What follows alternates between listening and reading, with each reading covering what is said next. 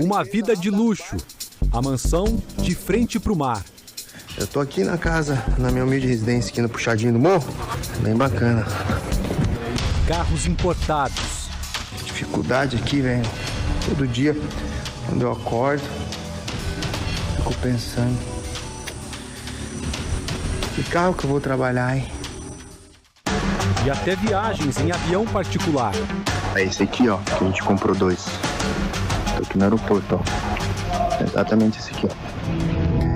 Francisley Valdivino da Silva, de 37 anos, ficou conhecido como Sheik dos Bitcoins, porque oferecia lucros altos para quem investisse em moedas digitais nas empresas dele. Ou seja, com $1.000 em um ano você pode fazer $500 mil.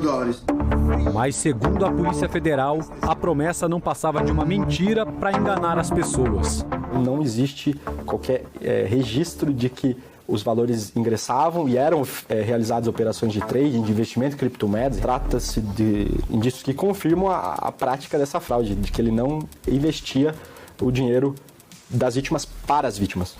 A investigação começou depois que o Departamento de Segurança Interna dos Estados Unidos pediu para a Polícia Federal Brasileira informações sobre Francisley. Ele é suspeito de cometer crimes financeiros em solo norte-americano e também em países do Caribe, da Europa e da Ásia. Desde o início do ano, quando começaram as investigações, a Polícia Federal descobriu que Francisley também fez vítimas no Brasil. Na semana passada, Francisley foi alvo de uma operação da Polícia Federal que cumpriu 20 mandados de busca e apreensão em endereços ligados a ele, em 4 estados. Este homem é uma das 15 mil pessoas que, segundo a Polícia Federal, estão com dinheiro investido em uma das empresas de Francisley, a Rental Coins Tecnologia da Informação Limitada do Paraná. Eu tenho o valor lá de R$500 mil, minha família como um todo até uns 2 milhões. Na lista de pessoas que se dizem vítimas de Francisley estão alguns famosos, como a filha de Xuxa Meneghel, Sasha, e o marido dela, o cantor João Figueiredo.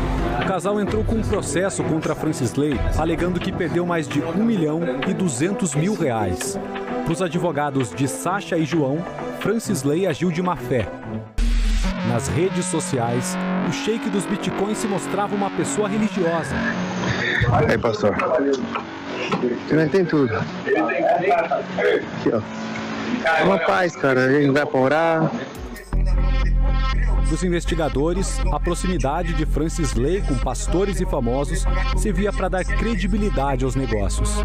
Hoje, uma postagem, uma referência a uma pessoa numa rede com a capacidade de atingir milhares de pessoas numa única postagem, traduz-se em credibilidade e traduzia-se em novos investimentos. Até quem trabalhava na empresa não percebeu o que estava acontecendo, como explica este ex-funcionário de Francisley.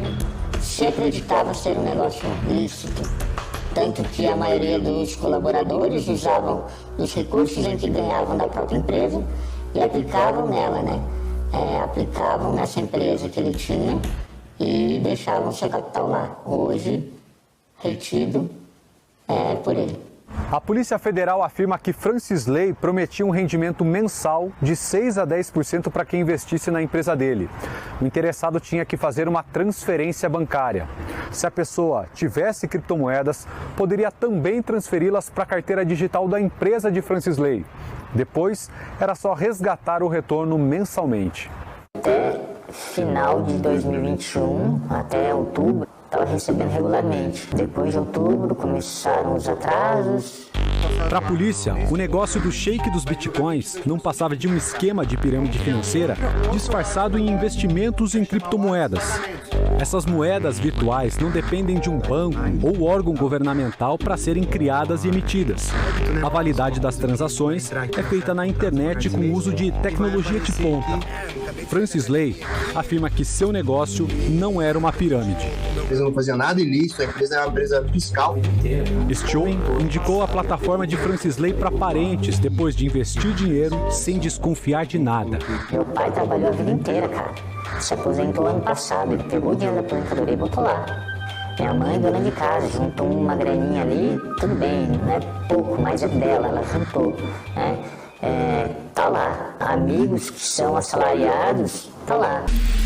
As operações de Francis Ley lembram um dos maiores golpes com criptomoedas já registrados no Brasil. O Fantástico mostrou em agosto do ano passado como atuava Gleidson Acácio dos Santos, o faraó dos bitcoins. A polícia descobriu que ele movimentou mais de 38 bilhões de reais em pirâmides financeiras com o uso de Bitcoin, uma moeda digital.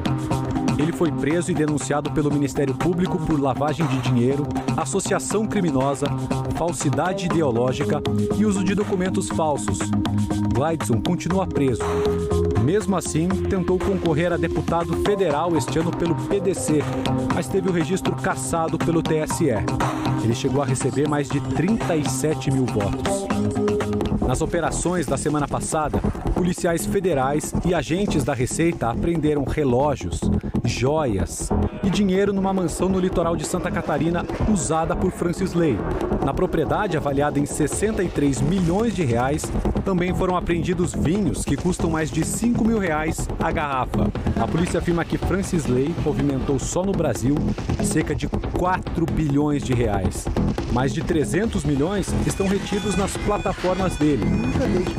O empresário, que responde ao processo em liberdade, nega que tenha aplicado um golpe. Nós tivemos vários problemas sistêmicos, tivemos uma auditoria interna, onde essa auditoria interna encontrou muitas fraudes dentro do sistema, que nós já temos comprovados isso e vamos apresentar também em juízo, fraudes internas de pessoas que trabalhavam conosco. As pessoas vão conseguir reaver aquilo que elas investiram?